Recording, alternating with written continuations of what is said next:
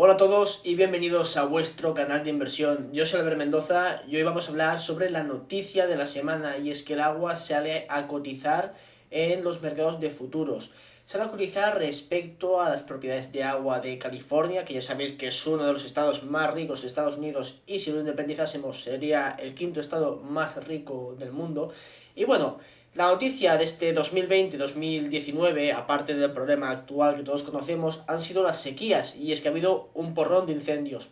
Así como Australia y los koalas pobrecitos corriendo por ahí, y también se ha quemado, bueno, bastantes veces California, es que parece una dinámica normal. Y esto, bueno, se achaca la culpa al cambio climático, a la sequía, y ya es un clima seco de por sí, pues bueno, se vienen los incendios forestales a punta pala. Entonces, sí es cierto que tenemos un problema de agua a nivel mundial en ciertas zonas, causado principalmente por la agricultura. Pensar que a nivel mundial se consumen 4 trillones de metros cúbicos de agua, y la agricultura corresponde entre el 70, 80, 90% de este gasto de agua. Y no solo por la agricultura para que consumamos nosotros, sino la agricultura para alimentar al ganado. Por eso la verdad es que muchos veganos y etcétera, parte de ese sector de la población, están tan en contra del consumo de carne, no únicamente por el problema ético que puede tener, que eso es un tema de discusión aparte, sino por el consumo excesivo de agua que conlleva criar a estos animales. Y bueno, el agua es un bien escaso y entraremos en la década de la escasez, por lo tanto puede ser un activo muy interesante para invertir. Por lo tanto, en este vídeo os he traído 3 ideas de inversión para invertir en el sector del agua, bastante interesantes, pero no lejos de problemas que tiene este sector. ¿Y cuál es el principal problema que tiene este sector? Pues el principal problema es que está regulado por el gobierno de forma muy férrea. Es lógico, depende si hablamos con libertario o no, de que el gobierno, pues bueno, gestione el agua, un bien tan esencial. Por lo tanto, vayamos donde vayamos, los gobiernos van a tener el control sobre el agua. Por lo tanto, por mucho que suban los precios a nivel de futuros para bueno, los grandes consumidores, a nivel de mercados agrícolas, para el consumidor final va a ser muy difícil que el agua doble su precio, por decir algo, por el control gubernamental, porque los precios van a estar regulados por el gobierno. No hay un libre mercado aquí, por lo tanto va a ser más difícil sacar ciertas rentabilidades en caso de que haya un aumento en la escasez bastante grande de agua. Entonces hace que el sector se complique bastante, sinceramente. De todas formas, las empresas son bastante interesantes y es un sector que va a ser clave en los próximos años, y de hecho ya lo va a ser. El consumo de agua va a seguir creciendo por el nivel de población, por el nivel de alimentación que van a seguir, por el cambio de alimentación al aumentar el PIB por cápita en los países emergentes, que se va a pasar de comer tanto arroz y cereales a aumentar el consumo de carne, que son tendencias que ya estamos viendo, y esto va a aumentar el consumo de agua. Por lo tanto, va a ser bastante interesante ver cómo evoluciona este mercado de futuros y cómo evolucionan las dinámicas a nivel mundial, porque esto no solo nos afecta como inversores, esto nos afecta como personas, como ciudadanos, etcétera. Entonces es algo muy interesante. Dicho esto, antes de comenzar con las empresas, si os gusta este tipo de vídeos podéis apoyar el canal con un like, suscribiéndoos y activando la campanita de notificaciones, porque si no los vídeos estos aparecen ocultos y de casualidad pues YouTube os los mostrará. Así que si la activáis, genial. Dicho esto, vamos con las empresas. La primera empresa es American Water. American Water es una empresa de servicios básicos que opera en Estados Unidos y Canadá. Fue fundada en 1886, como veis tiene un porrón de años. La empresa fue subsidiaria de la empresa alemana RWE Group desde 2001 hasta 2008. Pero la empresa se separó el 23 de abril, hizo un spin-off en 2008 y bueno, hizo su IPO en el NYSE. La mayoría de los servicios de American Water están en manos de subsidiarias locales que son reguladas por el Estado, como hemos comentado antes. American Water tiene alrededor de 8.000 empleados y entrega servicios a aproximadamente 16 millones de personas en 32 estados de Estados Unidos, Ontario y dentro de Canadá. Por lo tanto, como veis, es una empresa enorme que ofrece muchos servicios, pero como hemos dicho antes, regulada por el gobierno. A nivel de cotización en bolsa, lo ha hecho genial. De hecho, la mayoría de estas empresas lo han hecho muy bien en bolsa. En los últimos 5 años más que han doblado todas. Y American Water ha sido de las que mejor se ha comportado. Y ahora vamos a ver su valoración. Como podemos ver, tenemos una empresa ópticamente bastante cara. Price to book, 4 veces. Price cash flow, que es de las métricas que yo me fijo más importantes, pues como veis, casi 20 veces free cash flow. A nivel de precios, ventas, 7 veces. Un PER de 40 veces. Son múltiplos muy exigentes para comprar una empresa. A nivel de cómo lo ha hecho, a nivel de retorno, pues como vemos tiene un ROA del 3%, un ROE del 10% y un ROCE, pues un ROIC, perdón, del 4%, que como veis no son métricas demasiado... no son para lanzar cohetes. Además, muchas de esas empresas están endeudadas para de esta forma aumentar el retorno del equity. Como podemos ver, la divergencia entre el equity y los activos pues es bastante grande, y esto es debido normalmente a un uso de la deuda. Son empresas muy competitivas, por lo tanto es un sector complicado, y como vemos las valoraciones son exigentes. Esta es la primera empresa que quería comentar, es de las más grandes y más conocidas. Y ahora vamos a pasar a la segunda empresa, que se llama Chilem.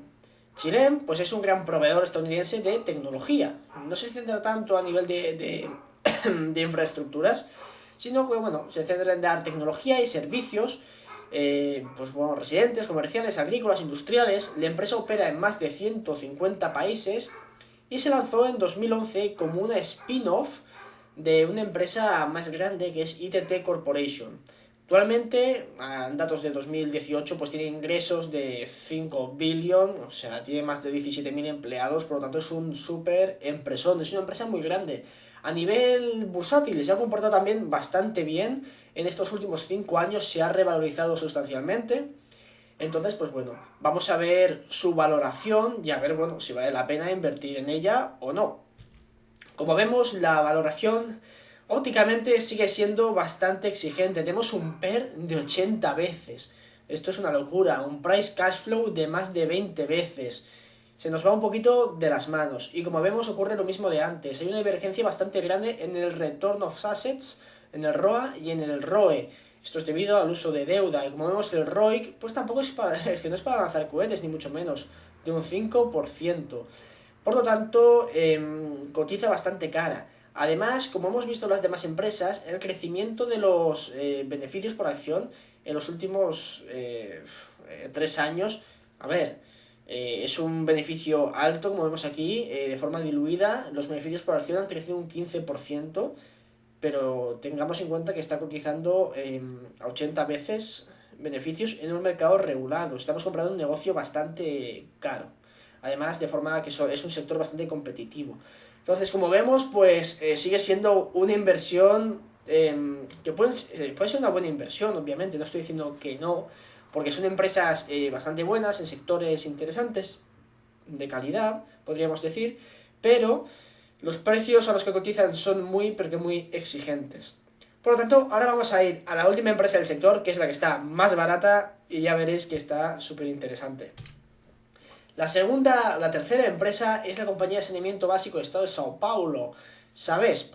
Sabesp, pues bueno, es una empresa brasileña de gestión de aguas y residuos y es propiedad del estado de Sao Paulo.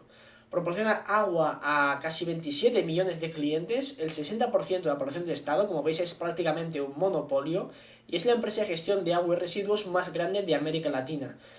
Hoy en día, a nivel privado, las acciones que hay en circulación son casi el 50%, es el 49,8%. Aún así, como digo, sigue siendo propiedad del Estado. No es una empresa privada, bueno, con un dueño de referencia, que sería el Estado, pero el Estado no va a velar por los accionistas como podría hacer un dueño, que podríamos, bueno...